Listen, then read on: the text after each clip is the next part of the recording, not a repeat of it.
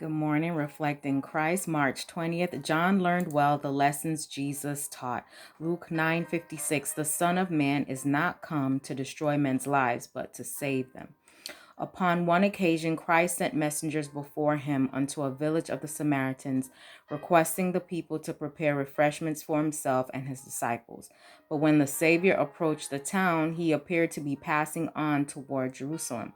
This aroused the enmity of the Samaritans, and instead of sending messengers to invite and even urge him to tarry with them, they withheld their courtesies, which they would have given to a common wayfarer.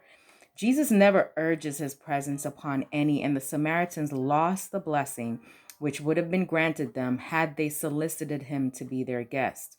We may wonder at this uncourteous treatment of the majesty of heaven, but how frequently are we who profess to be followers of Christ guilty of the similar neglect? Do we urge Jesus to take up his abode in our hearts and in our homes? He is full of love, of grace, of blessing, and stands ready to bestow these gifts upon us. But like the Samaritans, we are often content without them.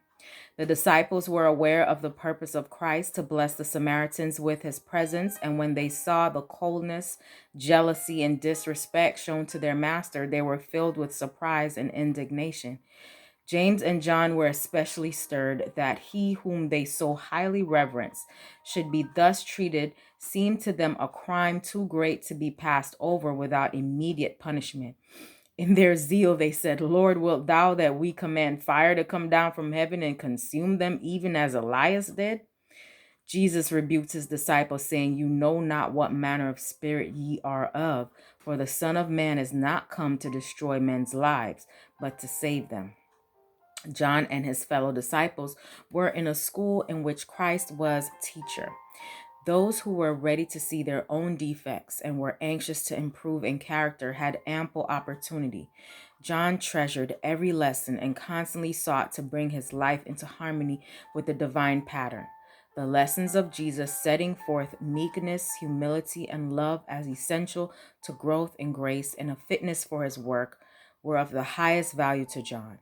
These lessons are addressed to us as individuals and as brethren in the church, as well as to the first disciples of Christ. Hope you have a great today. Reflect Christ.